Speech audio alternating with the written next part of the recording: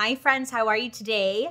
My name is Bailey Sarian, and today is Monday, which means it's murder, mystery, and makeup Monday. If you're new here, hi, my name is Bailey Sarian, and on Mondays, I like to sit down and talk about a true crime story that's been heavy on my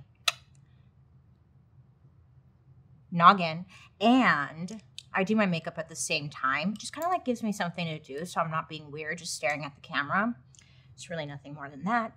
Keeping my hands busy. If you're into true crime and you like makeup, I would say subscribe because I'm here for you on Mondays. I don't even know where to start with today's story because I have been following this one since the beginning, and I watched the trial and everything, and I was just watching in complete confusion, disbelief, and wonder because I was like, is this real or is this like a skit?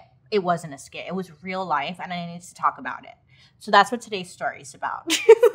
I have no words. I have no words. Oh, I have no words because today's story is really brutal. It's really gruesome. So just a little disclaimer. It's brute.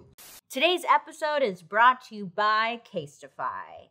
If you know me or you've been watching me for a while, you know I've been purchasing Casetify phone cases for years. I freaking love their cases. I mean, not only because they do a fantastic job at protecting my cellular device, but also because there are so many different cases to choose from. Casetify has the best selection when it comes to different prints, designs, and the ability to personalize your own phone case. They also have these new Impact Ring phone cases, which have a built-in stand to keep you hands-free. Like, I use it to do my makeup while watching Netflix or reapply my lipstick when I don't have a mirror. And my family and friends love it because it keeps my camera from moving so much during our FaceTime calls. No more trying to keep my hands stable or having to hold my phone the whole time. I love this because you can do wireless and MagSafe charging. And it's the best for everyday protection. Like, these Impact and Ultra Impact cases have shock dispersing material, which is lined inside the case. So like, no matter how you drop it, you know you're covered. What's even better is the fact that you get this great protection, but also you're not stuck with an ugly ass case. You know, sometimes those phone cases are bulky and ugly, and you're like, cute, oh my God, I love it. But not with Casetify. Unlike other ring stand cases, the stand is hidden as a frame around the camera, so you can't even tell that it's there, you know? You get that protection, but you're not having to sacrifice style.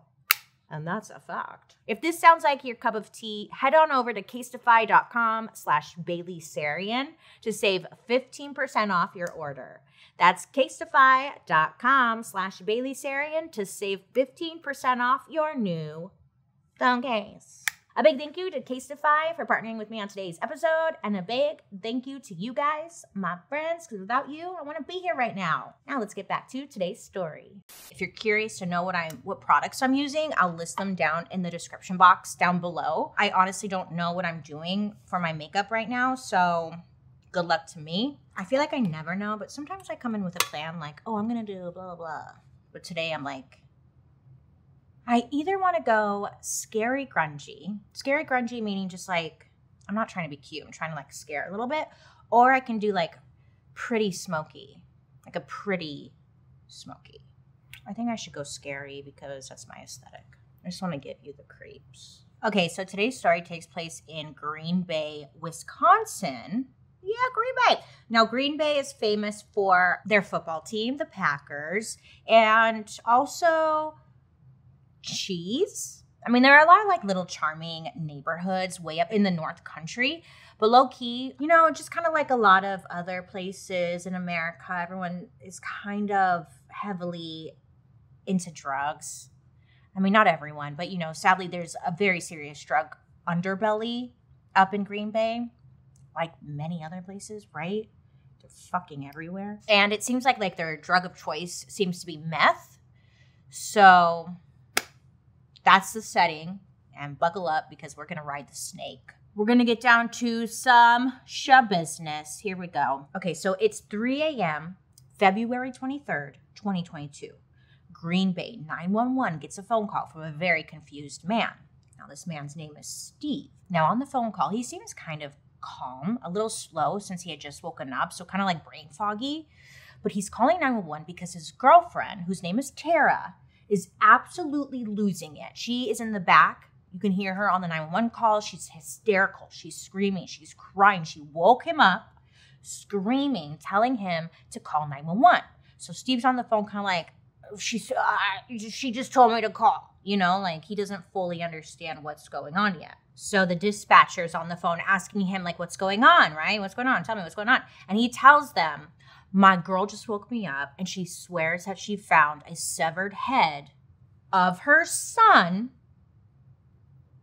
in the basement. The dispatcher asked Steve to repeat himself. I mean, hello, it's not really common that a head in a bucket is found, you know? So the dispatcher is like, I'm sorry, come again?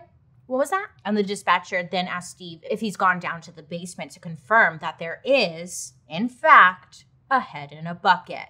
And Steve says back to the dispatcher, like, I don't know what the fuck's down there. Like, pardon my language, but I'm kind of a little freaked out here, which honestly, very understandable. Now the dispatcher continues to ask Steve, like, maybe is your girlfriend Tara maybe like hallucinating? Like, we need confirmation here, Steve.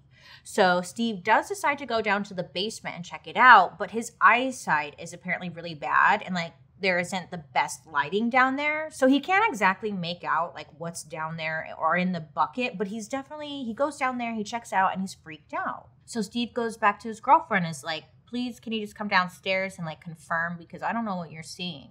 But Tara just refuses to go downstairs. Fair. I can't blame them. If it is her son's head in a bucket, I don't think I would want to go back there downstairs and look by myself alone either. Actually, yeah, that's a terrible idea. I don't know what I would do. I've never seen a head, let alone my non-existing son's head. Oh, damn it, Bailey. No. So then the dispatcher is like, okay, can I speak to Tara directly? Then they ask her, like, do you know where the rest of your son's body is? And she answers like, I have no idea. I just saw a fucking head. Can you get over here? So the dispatcher asked her for her son's name. And then that's when Tara tells him it's Sarian. And the dispatcher tells Tara that they're going to send officers out to her immediately. They were already on their way. But she does check one last time about the head, the dispatcher. And she says, like, are you sure it's not a fake head? And Tara says, it's real, swear. So within minutes, the police, they get down to Tara's house. She answers the door. Now she's really shaken up. So when police ask her to come in and like see what's going on, all Tara can do is really just point in the direction of the basement. Like she's not really able to say anything. Nothing leaves her mouth. I mean, it's her kid, for Christ's sakes. I don't really blame her. It's funny how they always want you to act normal on these 911 calls and stuff. And you're like, just saw a head. Kind of hard to act natural and normal here, ma'am. So one of the officers that shows up, his name is Officer Alex Wanish. He goes down and he takes a quick glance around the room. And right away, he can tell, like, it's a crime scene, no question. When he looks around the room, he sees dried blood all over a bare mattress. And not far from this bare mattress covered in fucking blood was a black bucket that was on the floor, and it was covered by a beach towel. But nobody was going to the beach, you know what I'm saying? So Officer Wanish, obviously head in the bucket, he hesitates a little bit, but he lifts the towel and sees it's a head in a bucket. So then he quickly calls for backup. 10-4, got a head in a bucket. Over. Then the officer, he goes up to Tara and he's like, can I please get a picture of your son? I just want to be able to confirm that it is indeed his head in the bucket. So she gives him the picture and he goes downstairs and he confirms that it is indeed Shad, Tara's son, Shad's head. He's like looking in this bucket and then he also finds right underneath or like next to the severed head, there was also a penis in the bucket with 2 testicles still attached. Huh? Yeah. Huh? Yeah. So the officer is looking around the room. You know, it's a crime scene now. And that's where he notices that the blood wasn't just on the mattress. There were also like swishes of blood on the concrete floor. It looked like swirled fingerprint paint, excuse me. But it really looked like somebody kind of had like a towel and was trying to like clean up the blood, but then they gave up. They're like, meh. So the killer must have been like a little bit lazy. So the officer, he's searching around the room, and while he's looking around, he finds 2 different blood-soaked knives. And immediately he's thinking like, okay, these are probably the murder weapons, but they were not the only murder weapons lying around. Officer Wanish finds a plastic bag with 3 more bloody knives. Inside the plastic bag, one of those knives was like a bread knife, and then there were like other kitchen knives with it. So it was like either one or maybe all of these knives had been the murder weapon to kill Shad, you know? Many more bags were found in the basement. And within these bags, there were various body parts and organs that once belonged to Shad inside of them. I mean, it wasn't just Shad's head and genitals that were found. It was so much more. There was like this big blue storage container, and Officer Wanish finds Shad's upper torso inside of it. And to make matters worse, it's like inside of his upper torso in the container. Inside of the upper torso, gift within a gift, so as in Shad's chest, there was his foot. His foot was put in the... Lord, be with us. Jesus. What? Yes. Shad's chest was being used as storage, I guess, for his other parts. And below where his head was supposed to be, there were like these really stiff cuts. Like someone was trying really, really hard to use one of these kitchen knives to saw off his head. But like it wasn't working, and I don't know. But it was rough. Alongside in that blue container, there were also just various bodily fluids. It didn't say exactly what, but like it wasn't just blood. I think that says enough. So, okay, this officer, Officer W, I think it's one-ish.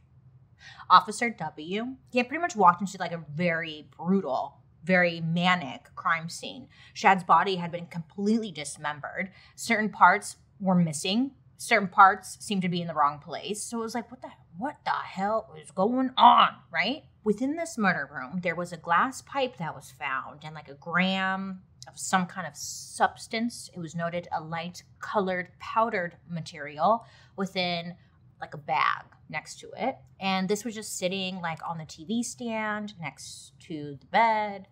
So to answer like what the hell is going on, it seemed to be the answer is meth, you know? So at this point, it was confirmed Shad was murdered. And not only that, brutally murdered. So the officer asked Tara, you know, Shad's mom, like, who was the last person to see Shad? What? And Tara tells him it was a friend of his, like a friend with benefits, you could say. And that was 25-year-old Taylor Schabusiness. I'm going to pause for that last name. Schabusiness.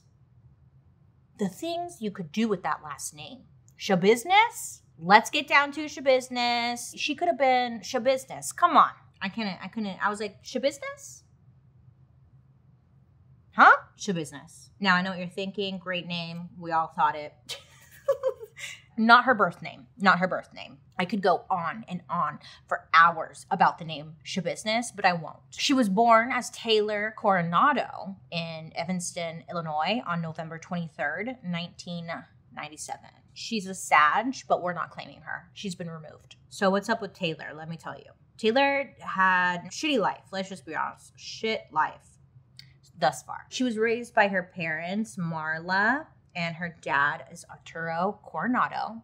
And she also had a younger brother named AJ. And although they weren't like a perfect family, you know, at which every family is not, they were together and they lived a somewhat decent middle-class life, it was said. Taylor's dad, Arturo, he had been a longtime employee of a large phone company. I mean, back in the dinosaur times when cell phones were like brick phones. And he had been working for this company forever. So, you know, they did well. They were comfortable, stable, and from the outside looked somewhat good.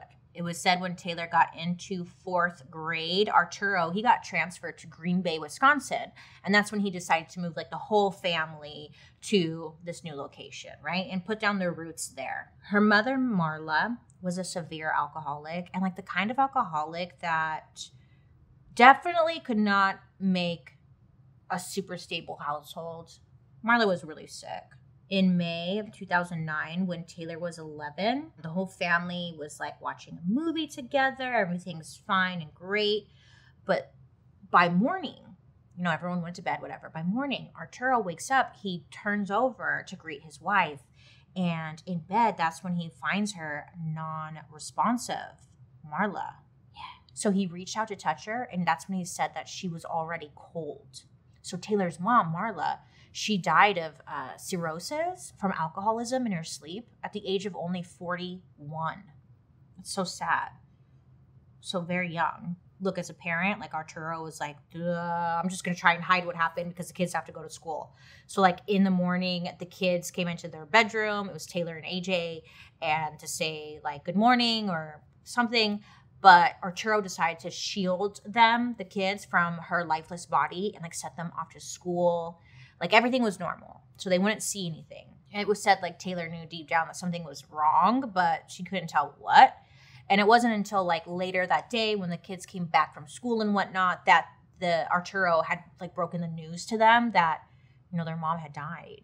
Marla's death obviously like took a toll on the whole family. And it really hit Taylor the hardest. I mean, how could it not? It was her mom, you know? She was so young and she didn't know how to process her grief. And then on top of that, Arturo, Taylor's dad, he got married pretty quickly after her mother's death. So it's like a lot of change to go through, some trauma, right?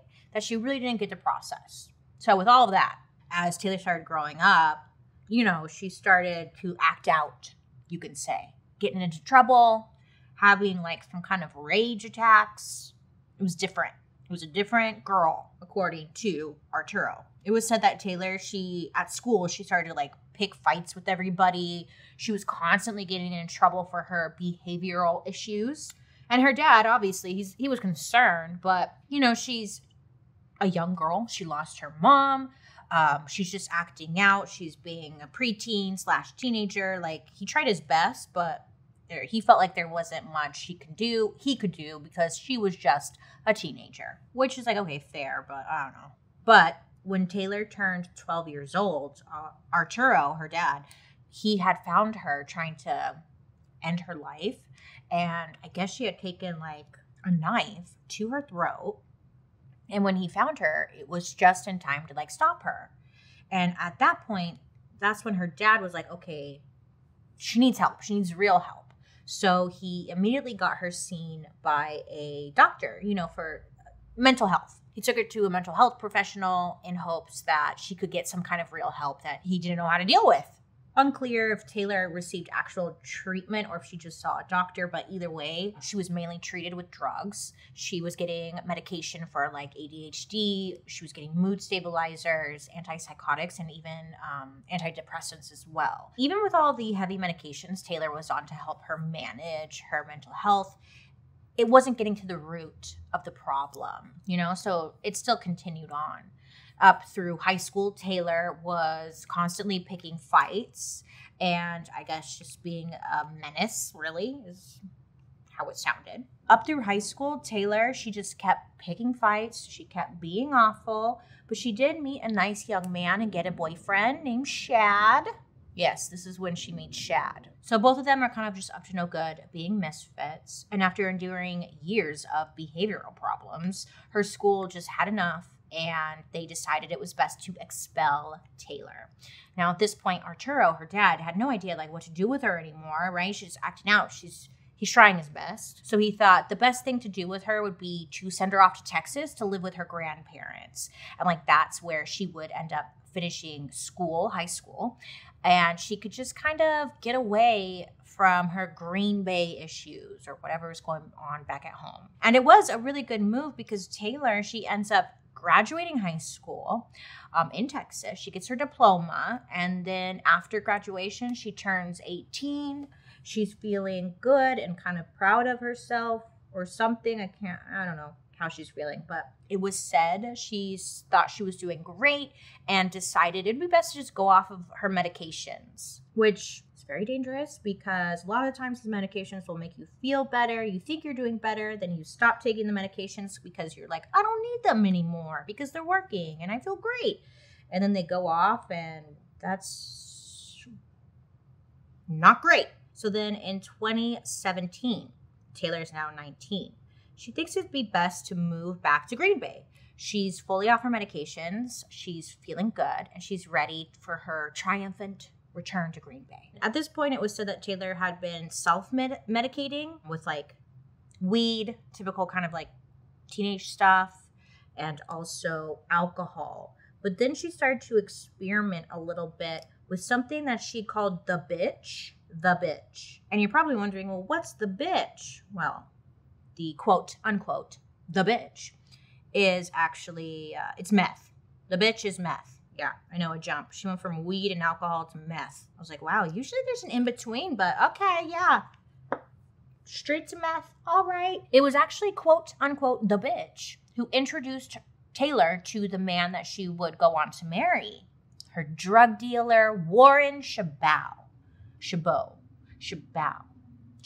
Warren, dream man. He's in his 20s. He's tall. Okay, he has a job.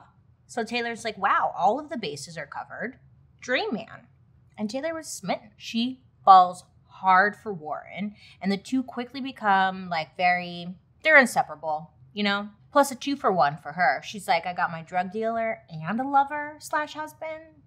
All right, I'm doing good. So their relationship was pretty rough right from the beginning. I mean, plus on top of that, they're doing meth, so it's like it's not going to be the smoothest relationship, right? Between the two of them, they were always making accusations about somebody cheating, you know. They're like, you're cheating. No, you're cheating. Just messy. Allegedly, like, Warren was very controlling of Taylor right from the start, and he started to isolate her from the family. And Taylor once said that, like, during a meth-fueled fight, she had run to, like, her neighbor's house to call 911 for help. But, you know, despite all of this, Taylor and Warren, the two of them got married in 2019. Oh, great. Just what they should do is get married. But here's the thing. Instead of changing her last name to Warren's last name, which was Chabot, Warren has Taylor change her last name to Schabusiness. I guess it was Warren's idea, and she was like, okay, let's do it. And she did. Schabusiness. Meth. I don't know. Now, meth, a lot of the times is kind of, it's kind of a joke. Sort of meth, right? Some people talk about meth users as being just erratic and crazy and all that stuff, but they're some of the most erratic drug users of all time. It can make people absolutely just lose their minds and their teeth fall out. They pick at their skin. I mean, it's awful. From what I hear, I've noted on meth, I don't plan on it. But it's more than that. It's like hugely heartbreaking, and it's almost an impossible addiction to break. When a person's on meth, they can experience hallucinations, paranoia. They can exhibit symptoms of what looks like schizophrenia. I mean, the list goes on, but what I'm getting at is that meth really fucks you up, okay? And then long term, meth actually changes the literal shape of your brain. It rewires your brain's dopamine system, which is like the pleasure system, so that the only thing that makes you feel good is meth, and only meth. So it's like, it's a demon, and it truly is a bitch. It's just not something people can just stop easily on their own. You know, like, sad. Hopefully you don't do meth. In July of 2020, Taylor was high on meth, and she was running around a Green Bay neighborhood, just like knocking on people's doors. She's like, come on. She's knocking on people's doors, and someone calls the cops, obviously, right? Because this chick is just acting kind of crazy. Officers, they find Taylor on the streets, and that's when she tells them that, quote, she's on a different planet right now, end quote. Sick. And she ends up showing the officers her fresh track marks on her arms from her meth use. So at least they knew kind of like what they were working with, I guess. I don't know. But they knew what they were working with. So they end up managing to calm Taylor down. But then another police officer shows up to the scene, and she's getting all spooked and kind of like scared. So she starts screaming at the officers. She walks into oncoming traffic. She's popping off and she's just acting erratic. Okay. So the officer, they try to get her to come back to like the sidewalk, so she's not in traffic.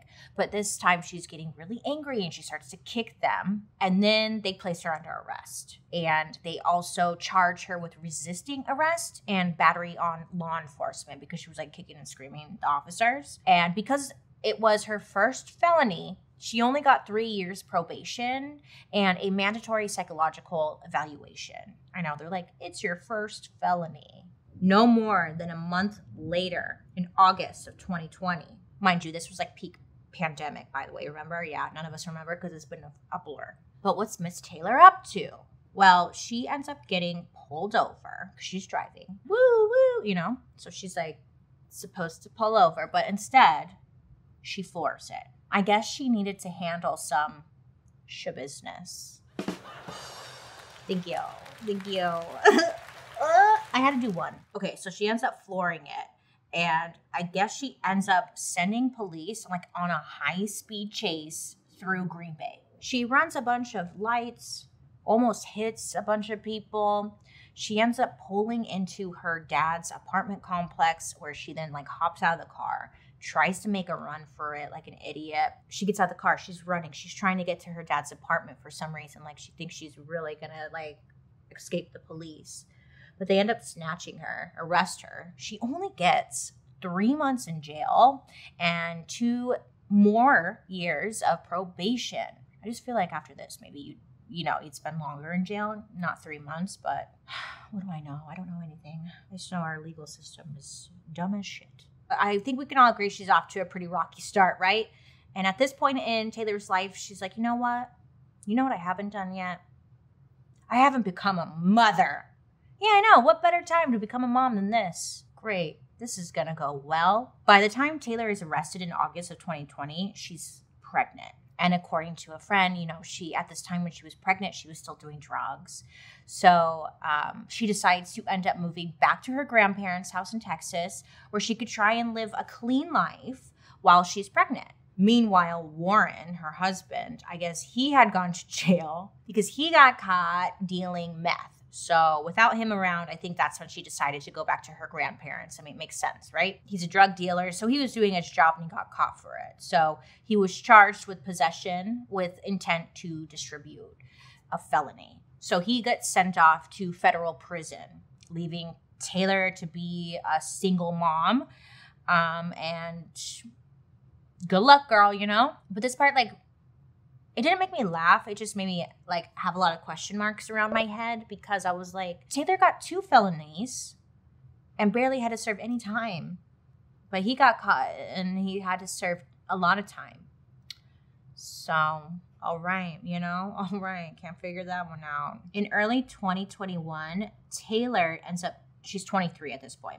She delivers her baby boy and Taylor decides to give motherhood her best shot. During this time, she's also, trying to keep her hands busy, trying to keep herself busy so she doesn't go back to using. She starts her own little small business where she's selling custom beaded jewelry and she's selling it on Facebook.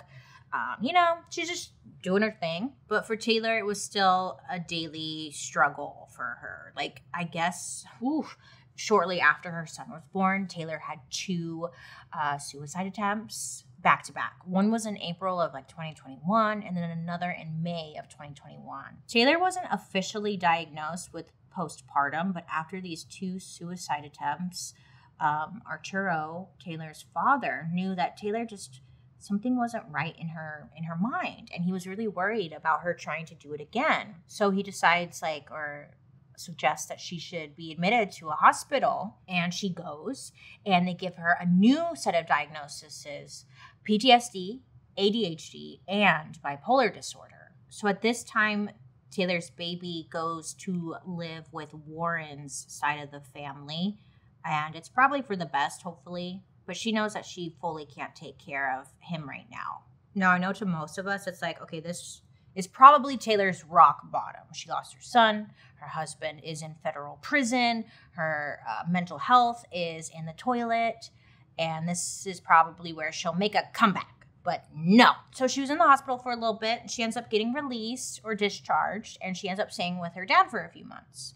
And it seemed like he was really stepping up to the plate for Taylor. Like, he was the one person who was, like, stable for her.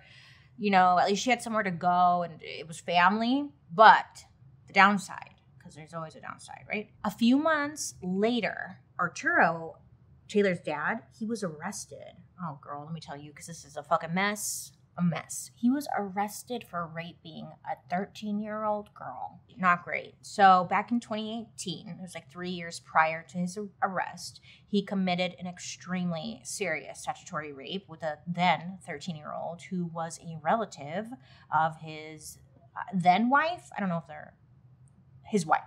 Yeah, so what the fuck is up with this family? Green Bay, I guess. I don't know. So he ended up pleading no contest, and he cut a deal for a second-degree sexual assault of a child charge instead of first degree. Yay? I don't know. Anyway, he was sentenced to 12 years and sent to prison. I know, Jesus. We don't know the dynamic of this family. Let's just say Taylor had no idea her dad was like this at all. It would suck for her to finally have some stability, like her dad in her life again, and then he gets arrested, and then you find out your dad's arrested for statutory rape. That would probably cause another rock bottom, is what I'm thinking. So she's like, great, now my dad's gone. So now Taylor is back on her own, and during this time she found out that Warren, her husband, had cheated on her yet again. I guess she found out that, while he was in prison, she found out that some infidelity had taken place before he went, or maybe he cheated on her while he was in prison. Not really clear, but regardless, in January of 2022, Taylor went to her Facebook. She's like, look, here's the quote. I got hitched to show them my commitment, loyalty, and dedication to them. That I was never going to be how I used to be. Then they turn around and fuck on me? There's no way I'll ever go into another relationship. Hashtag can't trust no one. Yeah, you tell him, Taylor. You tell him. Hashtag can't trust no one. Not even yourself. In February of 2022, Taylor is at a new low, and she's wanting to get back on the bitch. So she rekindles a friendship with her old high school lover, Shad. Now, at this time, Shad, too, was really into meth, so they had a lot in common, and he could also get it for her. And in February of 2022, they got back in touch through a mutual friend, which led to Taylor and Shad spending most of their time together just doing drugs and having sex, because that's what they did on meth. While her husband is in jail, she's like, I need my own buddy. So on the night of February 22nd, Taylor and a friend are looking to party. So the both of them, they jump into Taylor's roommate's minivan and they go pick up Shad. And he's at his house where he lives with his mom, Tara, and her boyfriend, Steve. So they pick him up and they're driving and they make a pit stop to get some drugs. They pick up meth, weed, and trazodone. Crowd favorites, I hear. And they go back to Taylor's apartment to shoot the shit, smoke some weed, do some drugs. At this point, I guess, I don't really know, I wasn't there, but allegedly, everyone was having a great time. Taylor and Shad, they want a little bit more. They really want to get the party started. So that's when they break out like the meth and they start doing the higher stuff. But the high, I guess, when it gets too intense, that's when they take the trazodone to like mellow it out. So they're going up, they're going down, they're going up, they're going down, they're going down, they're going down, they're going up. They're just all over the place. Well, at some point, their friend, I guess, is a little party pooper and decides to leave Shad and Taylor to themselves. Decides to go home, right? Shad and Taylor, they hang out at her apartment for a few more hours. They're waiting for their drugs to come down. And at that point, I guess, they're out of meth. So they decide, let's go get more. They're pretty much all day on just a drug binge. So they leave Taylor's place, they go pick up more meth, and then this time they head back to Shad's house where he lives with his mom. And they go inside and they head straight down to the basement, because the basement is where is the hangout spot, right? You get it. Hangout spot. By the time they make it back to Shad's place, it's already late. Like, it's early in the morning, depending on who you ask, you know? But all Taylor knows is that she is on a good one. So they're down there just doing drugs. She passes Shad the glass pipe loaded with the bitch because he wants to be on her level. They settle in for no more than 5 minutes. And at this point, Shad pulls out and shows Taylor 2 silver chain link necklaces. I know, I was thinking like Hot Topic, like necklace type of deal, but it's not. It's a dog choke collar. And he's like suggesting that they use it while they're having sexual intercourse. And she's like, yeah, I'm into that. It was her thing. It was their thing. They both liked it. So they're both into this kink, being choked, you know? And they had done it before consensually, which is always important, right? Consent. Taylor and Shad are no strangers to this, you know? They were like really into it, allegedly. But this time, Shad, I guess, really wanted to kick it up a notch and use the chains. And like, I guess Taylor was just so down for it. She's like, what? Yeah, let's do it. So just a disclaimer, the following of what I'm going to say is what Taylor said during her confession. So it's very one-sided, okay? And when she was giving her confession, she was high. So a lot of it is kind of wacky and whatever. So, but this is the information we have, okay? So it's not me saying these things. This was according to Taylor. So Taylor said that Shad had the chains around his neck and he laid face down on the bed. Taylor said that she gets on top of him as if like she's going to ride a horse, and she begins to pull on the loose end of the chain. She said as she was pulling on the chain, she like watched Shad, and she sees his face turn from red to purple. And then she notices him kind of going in and out of consciousness. Taylor would say during her high, it was cool because she was like, wow, I can like change his face color. So she keeps applying pressure on the chain, trying to make him go from red to purple to blue to whatever. And she tells police officers during her confession that because she was high, she wanted to make him small. Like when she choked him, he got smaller. I don't know. But according to her, again, because she's high, she was choking him and it was appearing that his neck was rebuilding muscle. So because of this, she was getting more and more frustrated and she was pulling harder and harder on the chain. She said at one point, Shad, he like coughs up blood, and she said that she could feel his heartbeat like kind of really slow down and come to a halt. And that somehow excited her even more. So she pulls even harder. At this point, she said she was in full ecstasy and she knew Shad was dead according to his face because he was purple and he had blood coming out of his mouth. So she knew like something wasn't right or he was dead. But that didn't stop her. She keeps going. And the police ask her, why the hell did you keep going if you knew like, you know, he was dead? And she said because of curiosity, she wanted to see what would happen. Yeah, I don't know, girl. So Taylor, in her words, quote, accidentally fucks up, end quote, and realizes that she had just killed Shad. You said that when you were choking, you was coughing up blood, you kind of were like, well, gone this far, I'm just going to keep going. Did you realize that by continuing that may kill him? Well, yeah, because I felt bad because I'm like, damn, he's going to be losing after this. I'm like, might as well just kill it. But she said that she had no remorse. In her higher self, it was all about chasing this pleasure feeling, and she was feeling it. So after she's done choking him, she decides to, quote, unquote, play with him. In other words, she takes her sweet time with Shad's lifeless body, and his body is like turning her on. In her confession, she said that Shad's lifeless body turned her on so much that she wanted to touch and kiss it and love on it all over.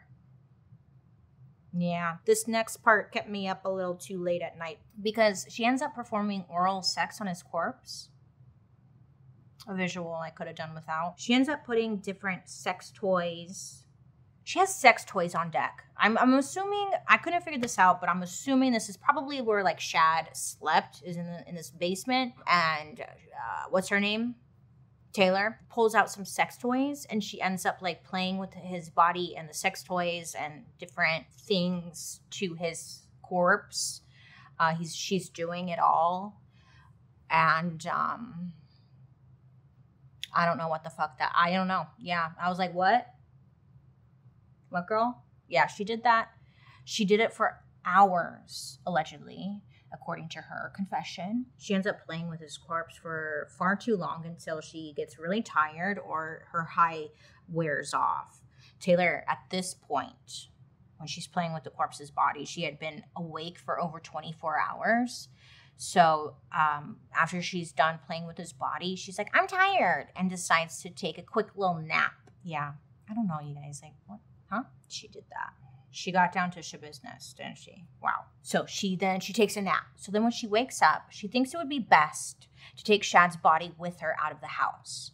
But she knows, like, I can't just, like, carry his body out of the basement by myself and then carry him to the van. So this is when she has a light bulb moment and she decides, oh my God, duh, I could just cut him up into small, manageable pieces and then I can carry him. That's a great idea, Taylor. Yeah, I know. Thanks. And this was her plan. So the first thing I guess Taylor wants to do is she wants his head. According to her, it was like her trophy. She was proud of it, but also like she really liked Shad. She wanted his head. It was her favorite part. So while Shad's family is asleep, Taylor creeps upstairs. She goes to the kitchen. She grabs like a handful of knives to take with her downstairs to the basement. So Taylor pulls Shad's body to the edge of the bed. So his head is like hanging off of the edge of the bed, and she puts a bucket right underneath him. And she starts experimenting with a few of the knives that she had grabbed from the kitchen. She's trying to sever Shad's head, but none of them were working, so she's getting all frustrated. That is until she busts out the bread knife. Now, I guess this bread knife, it made it very easy to cut through the skin and muscles, so she loved this knife. She's like, oh, this is the shit, and just starts going to town. She goes at it, and Taylor successfully is able to remove Shad's head. She had this bucket under his head, right? And it was catching like all of his blood. So she takes that bucket and she pours all of his fluids down in the shower. There was like this janky shower in the basement, but she pours his blood down the shower drain. And then she puts his head in the bucket. The head isn't enough though. She wants to take all of him home with her. So she continues. She takes that bread knife again and she cuts off her second favorite thing, his genitals. Yeah. So she got the head. Now she wants the genitals. She cuts it off and she puts his penis and testicles into the bucket and then moves on to the rest of his body. But after this, she needs another nap. So she's like, I'm going to do the rest. I need a nap. Hold on. So she takes another nap. I guess this nap just gives her some new energy because she wakes up and she fucking gets down. And what I mean is like it's awful because she wakes up, she has energy. I don't know. She manages to cut Shad in half, long ways. Yeah, not all the way in half, but like opens him up because she's able to get inside of his chest, stomach, and pelvic area. And she takes all of his organs out and she puts them in random like plastic Walmart bags. Yeah. And she just starts going to town. She's taking out everything, putting them into bags. I don't know. No one knows what she's doing. She's just doing it. That's when she places Shad's torso into that big blue container. And then Taylor saws Shad's arms off at the elbows and puts it in the storage container. But no matter how many times like she saw the arms off, in her mind, because again, she's high, she tells police that they were growing back. When I said I was tripping out, the body looked like it was rebuilding itself because I already cut off his arm and his arm came back on. So she's like tripping out, just like panicking and like going to town. She's tripping hard. Taylor keeps at it though, and she cuts off Shad's left foot and puts it in the empty chest. She said she put the foot in the chest for storage because she was going to move it all, you know? So she's like, yeah, the chest will hold the foot. It was a new one for me. Haven't heard that. I was like, all right. I guess at this point, Taylor was just exhausted. She had done a lot of right. So she slows down a little bit and she starts to dabble with more delicate work. Like she starts to fillet his back and right thigh, cutting off the skin. She cuts it off all the way down to the bone. And I was like, oh no, don't tell me she ate it. She didn't eat it. No eating that we know of. She said in the and during the interview that at some point she had a Jolly Rancher with her, and that once she cut off his head and stuff and she put it all in the bucket, she took that Jolly Rancher and she spit it into the bucket. She's like, that's all I ate was a Jolly Rancher and I spit it in the bucket. Okay, girl. All right. Everything seems fine here. Total normal confession happening. I mean, there's a mess and blood everywhere, and the bitch was just making her paranoid. She said she started having more intense hallucinations. She's hearing footsteps. She's hearing gunshots. The room begins to make her very uncomfortable. And on top of that, she's like, there was no door and it's just scary and dark and eerie. And she wants to be done with all this because she's just really fucking in her head because she's high. So with all this being said, she starts cleaning. She's like, I have to go. We have to get out of here. We have to go. Starts cleaning like crazy, right? She starts off strong. Clean. But then she ultimately gets lazy and starts to half-ass everything. She's like, I don't want to clean anymore. I'm hungry. Where's my Jolly Rancher? Where'd the Jolly Rancher go? She ends up throwing the towel over the bucket with Shad's head in it and penis. And she said that she threw the towel over with the full intention of her like taking it home. But she's rushing at this point to get the hell out of there. So she grabs his still intact left foot and leg and forgets all about the bucket. She leaves it behind. Now, this should bring us all the way back to the beginning because we know what happened next. Tara, Shad's mom, finds the head in the bucket and then tells police to go looking for Taylor Schabusiness. I guess Shad's mom said Taylor and Shad had been hanging out in the basement for well over 24 hours before she had found his head. That they had come home late Monday night. They had spent all day. They didn't even come out of the basement Tuesday. And they were just doing their thing down there.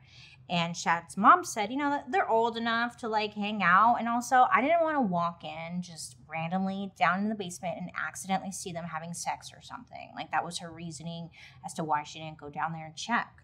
I could see that. But, okay, sure. So with this information, police dispatch a unit of police officers to Taylor's apartment to locate the minivan that she was driving the night of Shad's death.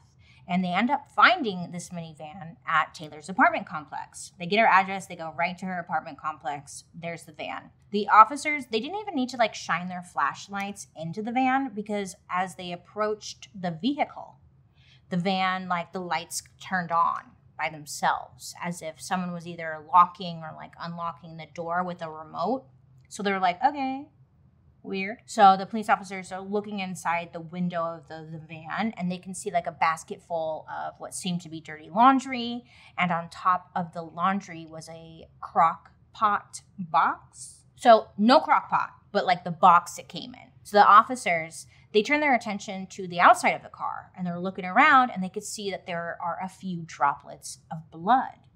So they look and they see that there are footprints because it's snowing, mind you.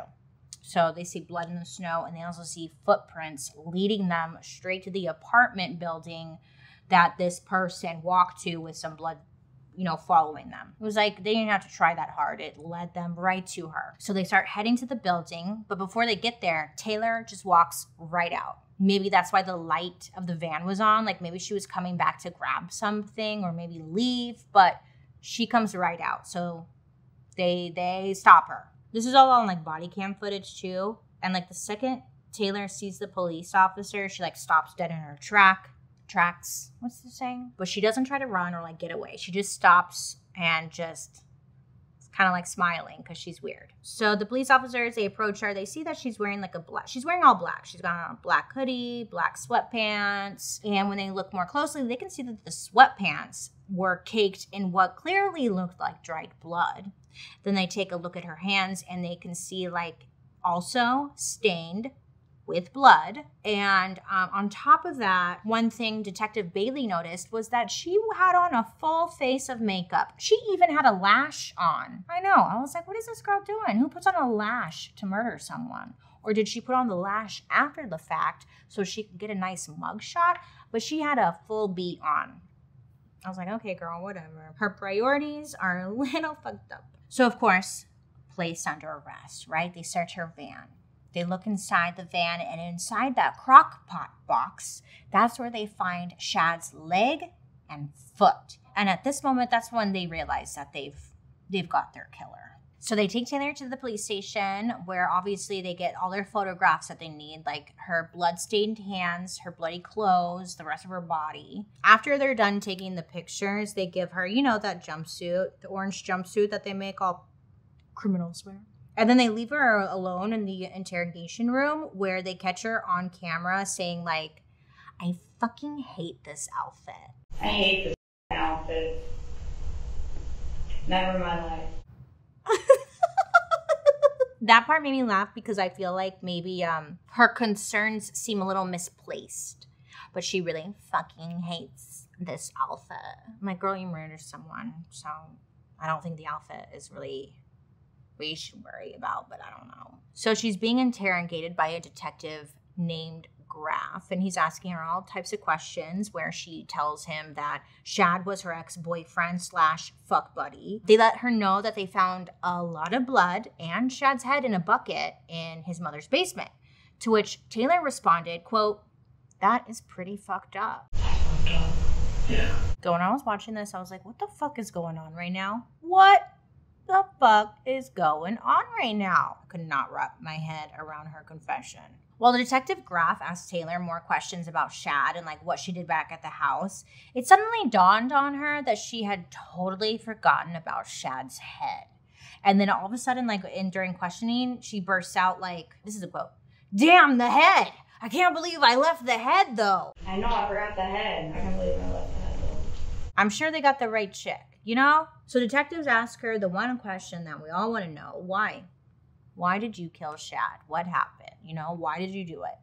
And her response to them was, quote, good question, because I blacked out during that time, but I need to think, end quote. I know. I feel like killers, they always love a good like blackout moment in their story. They always black out, but then they seem to remember everything. It's so funny, isn't it? They love a blackout. Detectives ask her, okay, well, do you think the whole body's still there? And then she answers to them, like, I don't see why not, unless I just, like, left it, which I could have. Then they ask Taylor how she felt when she strangled him. And she tells them in, like, a really lower, creepy tone, I liked it. It was very exciting. Everything was. You should check my panties. End quote. Not kidding. She said that. This is not okay. This is not okay. I'm not kidding. She said that. Check my panties. No, girl, no. No. Girl, what are you doing? It gets worse. Like, if you think this is bad, it just keeps getting worse and worse. The detectives ask her, like, did Shad try to fight back? And she was like, yeah, he did, but I won. When they get to Shad's dismemberment, they ask her if it took her all day. And she tells them, like, yeah, it did. And they question if she had taken any other drugs during that time. And then Taylor answers, no, she didn't, but I should have. I was getting pissed off at the dismemberment process, actually. Did it take a while? It took a while. Yeah, because like I was nodding out. Have you taken any other drugs? I should have took drugs. That probably would have helped. They asked her how she dismembered Shad's body, and she goes into very great detail and tells them about the knives in the kitchen, and that her favorite was the bread knife. Bread knife works good. Bread knife? A bread knife works good, yeah. I got a snack really quick because I'm hungry. I haven't eaten yet. Okay, so then, dismemberment, Bailey. Okay. Towards the end of Taylor's interrogation, that's when she starts to, like, she's coming down or off of her drugs maybe, because that's when she's starting to, like, apologize. She's telling detectives that she didn't mean for all this to happen, that she fucked up, and that she was sorry. And it's like, yeah, girl, that's what you did. Okay. But it's too late, sure, to give her full confession. DNA everywhere. Girl, you're getting charged. You fucking killed someone brutally. Like, what are you doing? You can't just say sorry and it's all okay. Don't be dumb. I think it's safe to say that meth really kind of ruined Taylor's brain, right? After her arrest, authorities had a really hard time deciding if she was mentally healthy enough to even stand trial. Taylor was assigned a lawyer, and their name was Quinn Jolly. Don't get me started on these names, okay? Quinn Jolly. Quinn Jolly, weirdly enough, also represented her dad in his sexual assault case, so it was like a BOGO. So they end up going to her court hearing where the judge would determine if they could delay Taylor's trial to like get an expert to evaluate her, because they submitted a plea of not guilty by reason of mental disease or defect. Which is kind of valid, right? But not really. It's not. Let me tell you why. Now, I don't know if you guys saw this, but I saw this shit. So I was watching the court trial. I was like, what? I could not believe this story. I just could not believe it. I thought it was fake. And then I also thought like the whole court trial was like, did you guys watch Jury Duty? I thought it was like that, and it wasn't. It was not. It was real. Because, okay, look, they go to a hearing, right? Taylor ends up losing her shit at this hearing. So she's sitting right next to her lawyer, Mr. Jolly or whatever the fuck. And the judge is kind of like having a hard time approving a short delay of the trial, trying to determine, right? And then out of nowhere, Taylor, who is handcuffed by chains at the waist in her orange jumper, she all of a sudden, out of nowhere, jumps up and leads with her elbow to like punch her lawyer. She gets up, she tries to punch, tries to smack. She full on attacks her lawyer. It's not funny, but I was like, I've never seen this before in a courtroom. Wow. Takes him down pretty much to the ground. The deputies in the courtroom, they were like slow. Like, where were they? I don't know. It was a hot mess. They wrestled Taylor to the ground and they ended up clearing the court before continuing with the hearing. It was wild. So many were kind of like, if she wanted to show the judge that she was mentally incompetent, like this is how she would do it. Some really thought that she was kind of just leaning into this in hopes for the judge to see that she is mentally unwell. And that was kind of like the debate for a minute. But then as you continue watching the court trial, I just think this is who she is as a person. After that whole ordeal, she was assigned another public defender. Fair. Taylor, she went and got evaluated in February by a state psychologist to see like if she could take the stand, right? Is she fit? Well, this one psychologist came back and said, no, like Taylor is not mentally fit to stand trial. She can't. This psychologist told the court that during one of her evaluations with Taylor, Taylor had freaked out, got up out of her seat and started screaming. Then she took herself to the corner of the room and picked up a chair, which luckily was a plastic chair, and hawked that shit at the psychologist. The psychologist said that in their 32 years of practice, no one has ever thrown a chair at her. But despite this, the judge ruled that Taylor was competent to stand trial. It's a very hot take. Taylor's trial started earlier this year, July of 2023. Do not recommend. I watch a lot of court trials. I'm going to work in a courtroom one day, so I'm always watching. But this court trial was nothing like I've ever seen before. At the beginning, Taylor's new lawyer asked the court to exclude Taylor's internet search history before the murder took place, because this happened before the murder took place. It had nothing to do with what happened. Right? And the reason that they wanted her internet search history to not be shown was because she was making some questionable searches. In court, they had read them and it was like, oh my fucking girl. She was looking up Jeffrey Dahmer walking into court all sexy. There was another one, Jeffrey Dahmer's butt. It was like when a kid first gets the internet. The judge ended up ruling that the evidence could be admitted to court. So we have a little Jeffrey Dahmer lover over here, and I don't get it. There's so many fish in the sea. Why Jeffrey Dahmer? The witness stand during trial was a freaking hot mess. They called to the stand a friend who was, or the friend who was with them the night of Shad's murder. Remember, the friend who was the party pooper and left? So they call up this friend to the stand and they ask him if he noticed anything weird with Taylor's behavior that night. And he said, no, the vibes were chill. Another person who was called to the stand was Taylor's father, Arturo. Let me tell you. They bring him into court. He's in his orange jumpsuit. He's also handcuffed because he's serving his sexual assault sentence situation, his rape. He ends up taking a stand. He tells the court that Taylor's mental health had been declining ever since her mom died. And then he goes on to blame Taylor's husband, Warren, saying that everything was fine until he got out of jail and fucked everything up. You know, he introduced his daughter to these drugs and she got involved and he fucked her up. So he's done with his testimony. They're walking him out of the courtroom and Taylor's sitting there. She's looking at her dad. She's like, I love you. And then he's like, I love you too. They're talking to each other, which they're not supposed to. And then after they walk him out of the courtroom, Taylor yells, Go Bears! I love you too. Go Bears. I'm smiling because I was like, honey, now's not the time. No. I was like, girl, go Bears at a murder trial?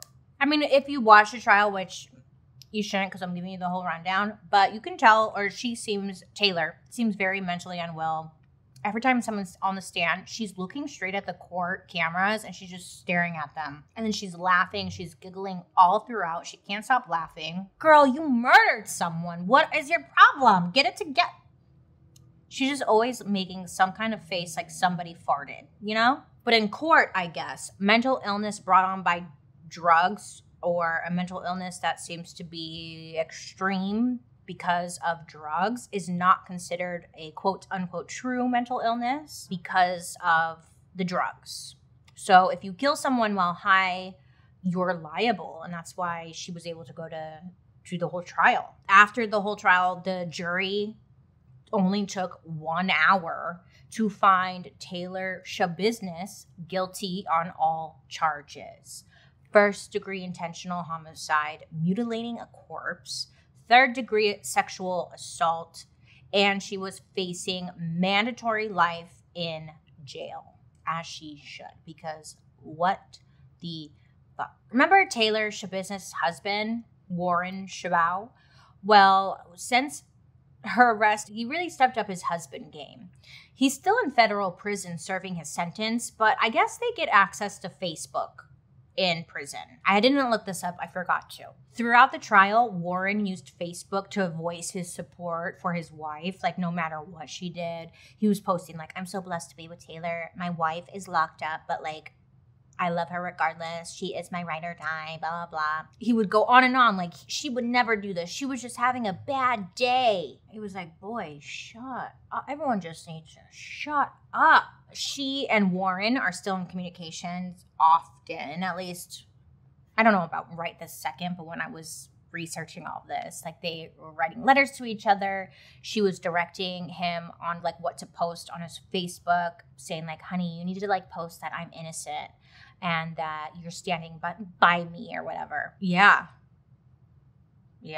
But that's mainly it. I think they're still married. Well, Taylor will be spending the rest of her life in prison for murdering Shad, as she should be, because it was brutal. I guess today's story really stuck out for me personally. Like, it really was like, what the fuck?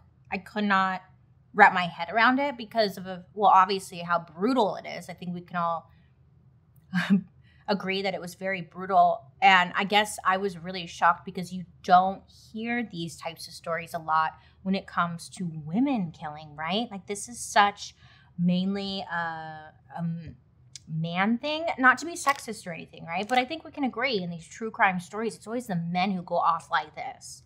Rarely is it a woman.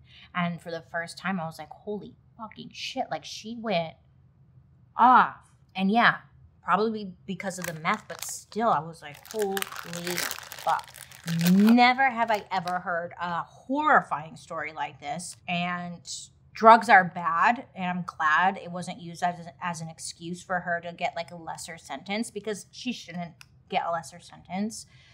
Shad's life was lost because of this woman, and Shad's mom forever traumatized, right? It's just sad. I didn't want to look up like where Taylor's kid or baby is at, because none of that matters, right?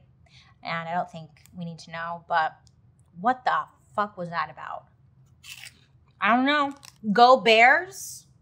Need I say more? Anyways, I would love to hear your guys' thoughts down below. Do you think she should have got tried as mentally unwell?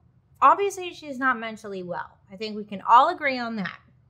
But you still murdered someone, and you didn't even just murder, girl. Like, you fucking chopped up. And that's a different type of brain that I don't ever want to encounter. And yes, you have to be in jail for a long time, Taylor. Pay for what you did, girl. Sorry.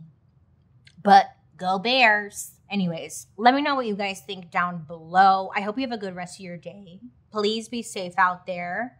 Make good choices. And check out the description box if you want to know what I used.